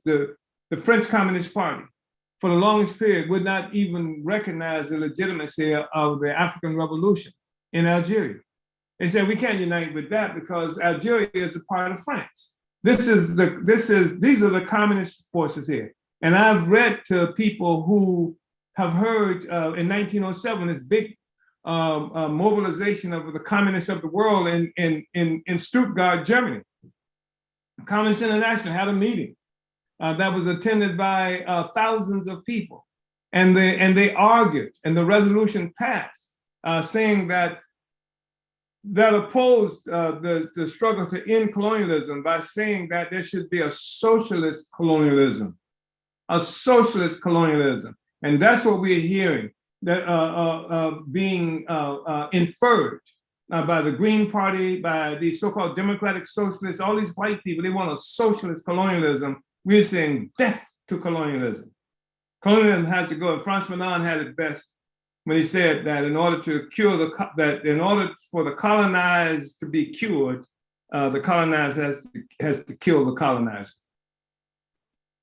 Uhuru, Chairman, and thank you, Comrade Africa, who raised that question, helping us to further deepen and define colonialism as a mode of production, just so people really understand how deep and profound this question is. Our next question is coming from Kenda, and this is actually to you, Chairwoman Penny. You had mentioned in your statement that you do not exceptionalize yourself, and Kenda wanted to know, what did you mean by that you do not exceptionalize yourself? Oh, you're muted. Uhuru, yes, thank you for that question. Well, I think that is really important because I am not an exception that sort of was born understanding African internationalism. What I'm trying to say is that under the leadership of Chairman Omali Yeshitela of the African People's Socialist Party, and much struggle over many years, we have, we as APSC and I myself have come to unite with African internationalism in theory and practice, and to always struggled to do that. But that took struggle on the part of the party. I'm not exceptional. I'm just a regular white person, just like Don Fitz. We have a choice. We can join the forward side of history. We can make that choice. And that's what I'm trying to say, that any white person can join under the leadership of the African Revolution by putting ourselves there, like jumping off the pedestal, recognizing, as the chairman has said, that we're in a position as the colonizers, as self-imposed isolation from the rest of the world. We can abandon that, but we can only do that under the leadership of the organization of the African working class that is working with this strategy to win the liberation of African people, and the winning of white people to this strategy and to unity with this strategy is part of the overall picture, and that we can be part of that under the leadership of the party. Our mandate is to go into the white community, fight for the same words, the same understandings have to come out of our mouths as they would for the party. This is not a favor. It is not like, oh, this is their struggle and our struggle is white workers' revolution over here. No, this is the leadership of the party. We say the same thing because we understand it. This is the world as it really is. So we can join that. We can take this step. We can understand that we owe reparations. We can take responsibility for the violence and just murder and slaughter that we have carried out to get what we have, that everything that we have is stolen from African people. Once we walk through this doorway, we can begin to, to understand and be on the forward side of history and take up what it is that we have to do. Uhuru. Uhuru, thank you, Chairwoman Penny. Our next question. I wanted to raise this really important thing that, again, this is not just an empty abstract discussion. The fact is that the revolution requires it, that the struggle against opportunism is fundamental to the success of the revolution, because otherwise we'll be fighting symptoms and we'll be fighting for white rights to make the world safe for white people. Even this, I've seen commented on this question of Ukraine, what's happening with Ukraine and Russia, does that make it likely, is nuclear war a possibility? What the hell are you talking to us about nuclear war? When you look at African people dying like flies all around the world from just normal existing under colonialism, I mean, how many millions of Africans and Mexicans and peoples living under colonialism have to die before that becomes the factor? And the reason nuclear war is such a problem is because it could kill white people. It could kill the colonizers. The colonizers are threatened by nuclear war, but they're not threatened by police shooting us down the streets every day in places like St. Louis or throughout the United States and various other places around the world where people are locked into the death grip of colonialism. Colonialism extracts life as a normal feature of its existence. Don't need a nuclear war for it to destroy millions and millions of people as it does regularly. Uhuru.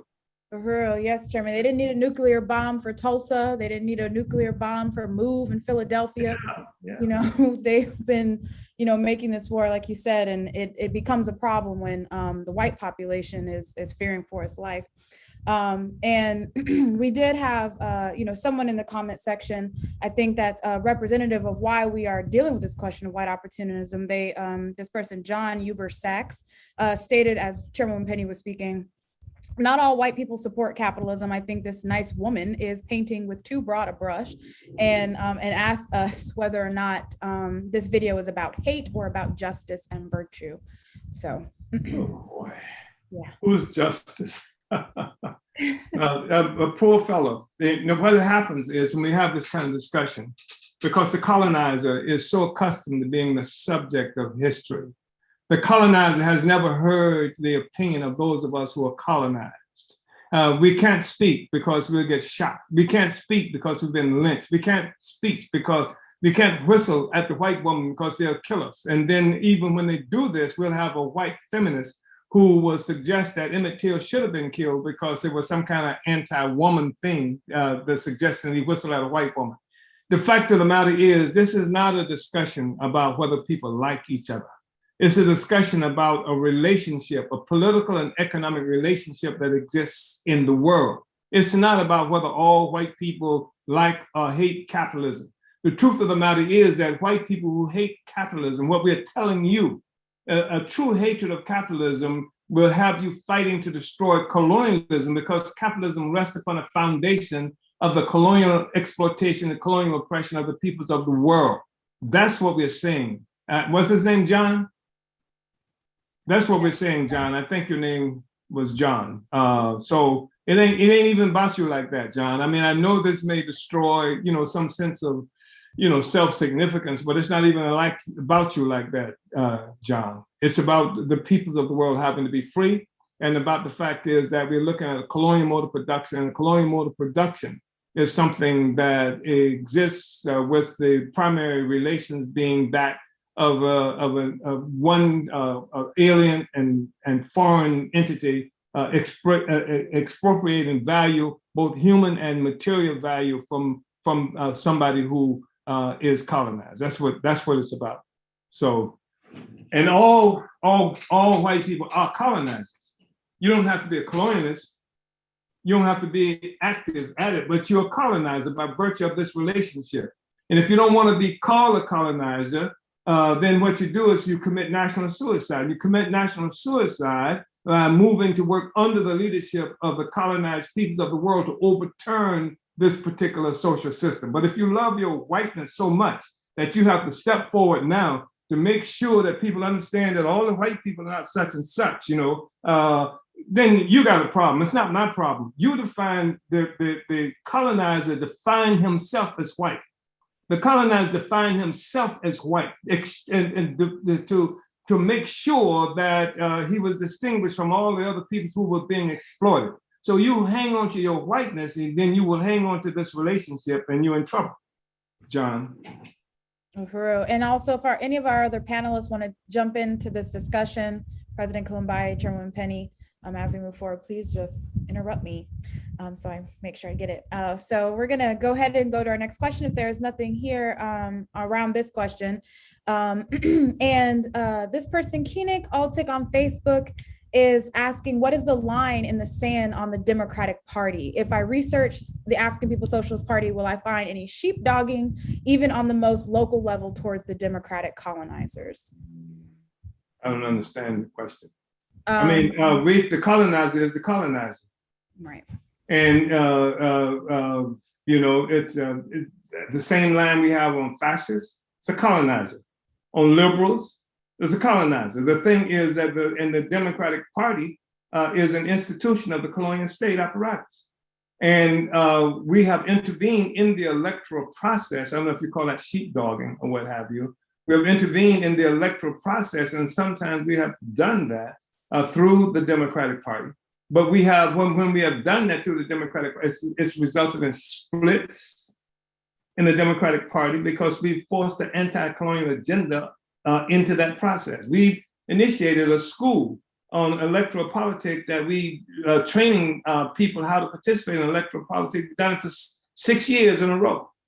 And it is based on anti-colonial politics that we throw into the mix as a contradiction that the Democratic Party has to deal with. We're not slavishly following the Democratic Party or any other party, for that matter.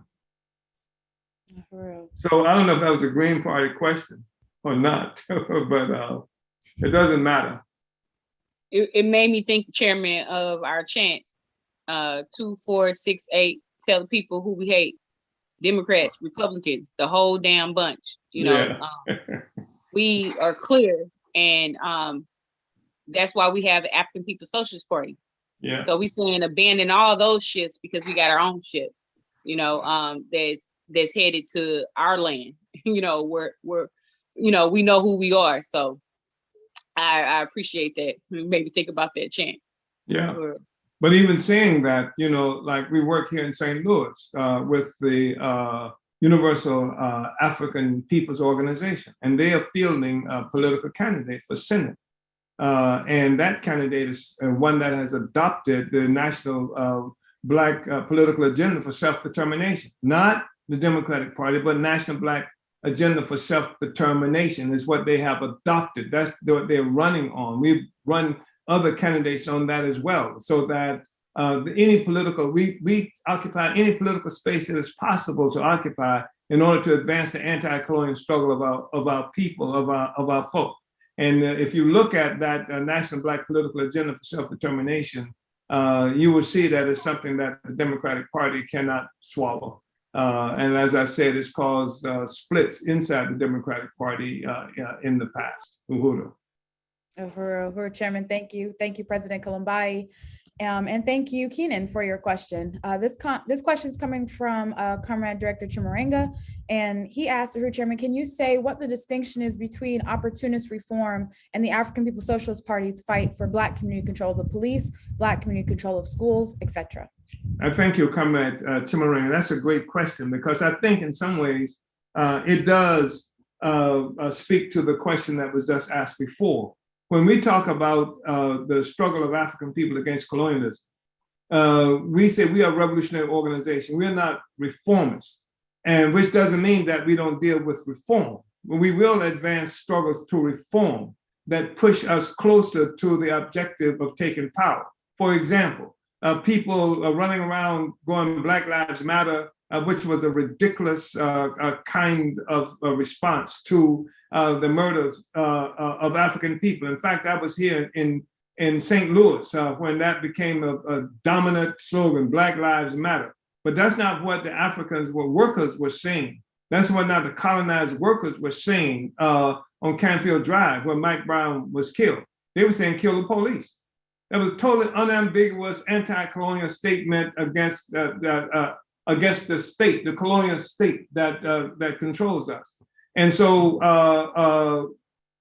that's why we say Black community control of the police, and that's to negate the authority of the colonial state in the lives of African people overall. That's the movement toward democracy for the colonized, is to limit and obliterate the colonial state in our lives, et cetera. So that is it's a reform to say Black community control of the police. It's not reformist though. It's a reform that takes us a step closer to capturing control of state power in our own interests. Uhuru. Uhuru, thank you, Chairman. And I think these campaigns also, they expose the nature of the colonial state. So at the same time, it's assaulting, as you said, we're on a revolutionary trajectory. So it's constantly making this assault on colonialism and exposing who the police are, this military occupying force, no different from the forces that were deployed in Afghanistan, that are occupying African communities. So really appreciate that. And more than that. The struggle against colonialism forces us to recognize that the electoral process itself is an instrument of the colonial state. We're not blind to that reality. And it forces us also to fight for complete, total control of the struggle against colonialism. We are talking about now, you don't hear the Democratic Party talking about it. You don't hear too many so-called leftists talking about it. But the reality is right now, as we're having this discussion, there's a movement afoot that's barely under the radar, that's negating the ability of Black people to vote in states throughout this country. And so that they're making all kinds of problems for just the right. These are state legislatures who are passing laws to minimize the ability for African people to vote. And then they're passing laws to make it illegal to protest the fact that you can't vote anymore. So the fact is that African people have to be fighting for our own power that negates the total intrusion in our lives by colonialism and the colonial state. We fight for what we call dual and contending power. That's the strategy that we have initiated so that we take power over our own lives in every instance, every time it's possible. We want to be able to have the control. That's the struggle that we're involved in, and not to make colonizers and colonialism like us better, or something like that. So it's not like that. Uhuru. Uhuru, thank you, Chairman. And any of our other panelists before we move? Okay, all right.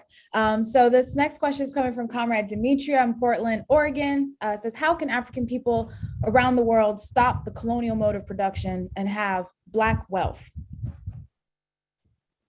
Well, go ahead. Anybody? You deep in what I'm ready to say, Chairman. Go ahead. No, go ahead. Go ahead, Comrade. I was about to say, Demetria, as we know, the only way that we're going to have a future is to destroy this mode. This mode can't produce anything but slaves. It can't produce anything. It's working right. It's doing what it was set out to do. And so we have to destroy that so we can create a way for us to have a future. And that's what we are doing by building, contending in dual power and coming to organizations. So anybody that is, trying to see how they're going to create generational wealth have to understand that how can you create, why would you want to create anything under this mode that is responsible of the theft of our land, the misery that we experience from our ancestors to today, 5 minutes ago, probably what you experience right now while you're watching this live. So like, that's nothing for us to want to build upon. So we have to build a new world. So the only way that you can do that is to be in organization. So you have to join the African People's Socialist Party so we can understand first who we are, get political education so you can take the fog out your eyes and understand everything that has been given to you to destroy you to even be able to, figure out how to create generational wealth. So we have to come into organization, political education, join the African People's Socialist Party. That's what we have to do, create a new world. Well, and I want to say also, Comrade President Kalambayi, that the source of wealth is land and labor, and effectively. And that's critically what has been stolen from African people, land and labor. The capacity to produce life has been stolen from us. So under slavery, there were rich Africans under the slavery in this country. There were wealthy Africans who in Africa under colonialism, you could be rich, but you had to be rich at the expense of the other African people. So what we are talking about is a whole new social system that takes us back to the future, so to speak, to a future based on the collective lives that we used to experience, on what some people refer to as communalism, or what the white left has referred to as primitive communism, where you had an economy that was equally shared by everybody. And that when you have that kind of economy, that kind of economic life, then you have a whole different kind of superstructure. Even how we understand and treat each other, the oppression, exploitation of people, of women, jealousy, and all of this kind of stuff is undermined, because if everybody collectively owns everything, then the basis for jealousy is certainly receives a serious, assault. So what we're saying is that collective wealth is what we're looking for, and that's why we have to totally liberate ourselves, and that's why we create dual and contending power projects right here in St. Louis. Comrade Kalambayi and the International People's Democratic Uhuru movement are responsible for the One Africa, One Nation farmers market that allows African people to come, and they talk about it. They talk about how no money circulates in the community, where we create the ability for Africans to come to sell. Africans bring their products and they can sell to anybody, and they buy from we buy from each other. The food desert is under assault by the struggle for Black power, which is the process of contending with colonialism, the dual and contending power. Uhuru. Uhuru, thank you, President Kalambayi and Chairman, and thank you, Demetria, for your question. And I'm not a panelist, but just to add on to this as well, I think, when we're talking about the colonial mode of production, what's already been stated is that African revolution is the requirement to destroy the colonial mode of production. And we say join the African People's Socialist Party specifically because we're the only party over the last 50 years of the African working class who's even assumed the task of making the revolution. The only one talking about revolution today is the African People's Socialist Party. So, we're saying join the African People's Socialist Party, join the party of the African working class to make the African revolution, which is the only thing that's capable of destroying the colonial mode of production. Uhuru. So, Uhuru, Chairman, President Kalambayi, Chairwoman Penny Hess. So that was our last question, and this actually brings us right on time. So I just want to open this up for any closing remarks, and then we'll get into some announcements and wrap this incredible, powerful program up tonight. Uhuru. I just really want to say that this was dynamite. I just really, really appreciate this level of struggle that we have to be willing to engage in. We have everything to win and too much to lose to not engage in struggle. So I appreciate, everything that has been laid, and just want to say that the African working class, has a vanguard party and is coming back into political life, have been brought back into political life, and will speak for itself. And as I said earlier, the truth is in the pudding. You know, it's some people that are talkers and it's some people that are doers. And in the Uhuru movement, we are doers. Our practice is theory and practice. You can't do one without the other. And so you can see the evidence of everything that we are talking about in the work that we do concretely. So thank you for, everybody that watched. If you haven't already went to our website and joined the African People's Socialist Party, then go ahead and do that right now. Join the African People's Socialist Party, join the Uhuru movement. If you're white, join USM, where white people learn how to be, human and come back into humanity. You know what I'm saying? So we can say the bees, this is the only way we're going to do it. So thank you, Uhuru. Uhuru, yes. I just really want to, again, express my profound unity with Chairman Omali Yeshitela, with the leadership of the African People's Socialist Party, and with this struggle tonight, and my unity with the strategy of the chairman to make sure that this time around the African Revolution is going to win. And in that process, white people have a role that we can play under the leadership of the African Revolution, going into the white community behind enemy lines, as the chairman said, to win other white people like ourselves, like get rid of this colonial mentality, this arrogance of the colonizer, and this self-imposed isolation, and join in the future of this planet as the world is being turned right side up by the leadership of the African working class. And I again salute Chairman Omali Yeshitela, whose brilliant leadership has solved all the problems, gives us the opportunity to join the world. And it's very, very powerful. I really call for other white people to join the Uhuru Solidarity Movement, the African People's Solidarity Committee.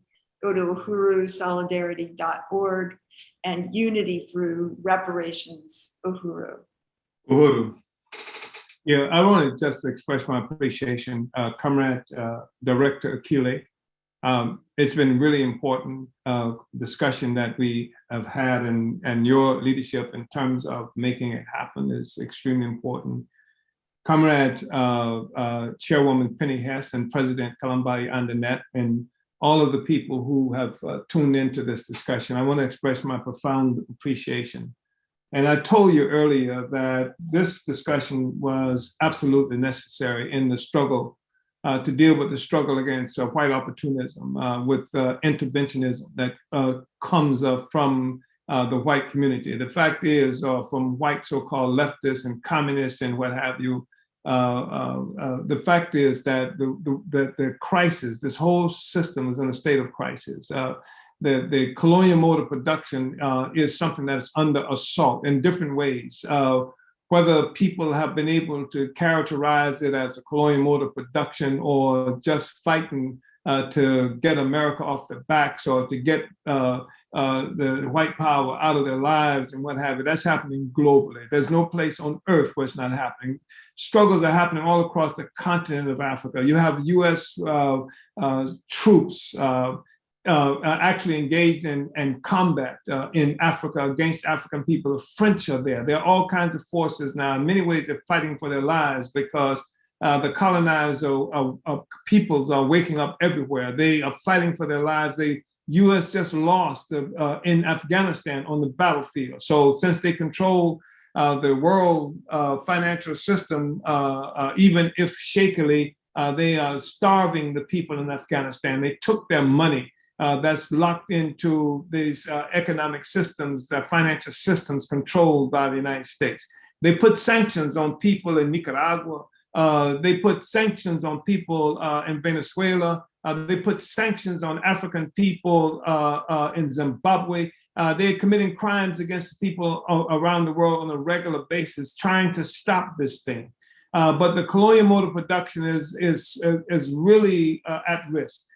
Even when you look at what's happening with Ukraine, the war that the United States has initiated against Russia through Ukraine.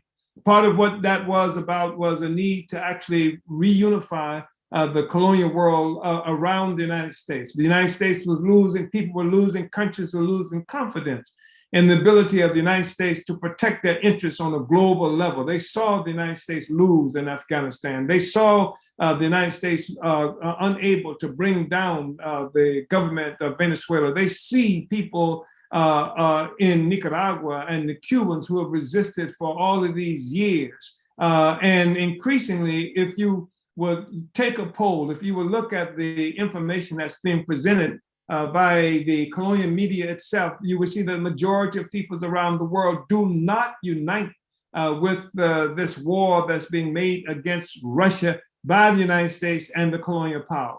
There's a major shift that's happening in the world. The United States, again, struggling to regain authority, become the chief hegemon in the world by locking all of the colonial powers under its umbrella, under its leadership again, on the one hand. On the other hand, you have an administration that's in power, the Biden administration. Somebody asked a question about the Democratic Party. You have the Biden administration who is facing a devastating midterm election season coming up with Biden, who has ratings of popular ratings someplace in the 30s. That's how low it has been. All of them, the Democrats, are concerned about the outcome. And so Biden has been perceived as the weak president. And now he's showing his strength by this attack on this warmongering, this war that he's making against Ukraine. The fact is that the United States is also concerned. It's concerned about the growing influence of China in the world. They were concerned about the growing influence of Russia in the world. They're concerned about the growing influence of certainly inability to tame the Korean government. These are real concerns that they have. They are facing the fact that they are losing power in the world, and peoples around the world can see that. And when they see that, they are encouraged about their ability to go their own way as well. So this is a desperate struggle that they're involved in Ukraine. This is desperation that's driving them to attack Russia. And it is the colonial mode of production that is the critical question that is necessary for us to understand, especially as Africans, especially as those of us who are colonized, whether we're Mexicans throughout the Americas, throughout the Middle East and in the Caribbean and various other places, to have confidence in recognizing that we've been central to the security, the capacity of the colonizer, especially of the United States. And so this is not even a statement of pro-Russian or pro-China in some general and abstract way.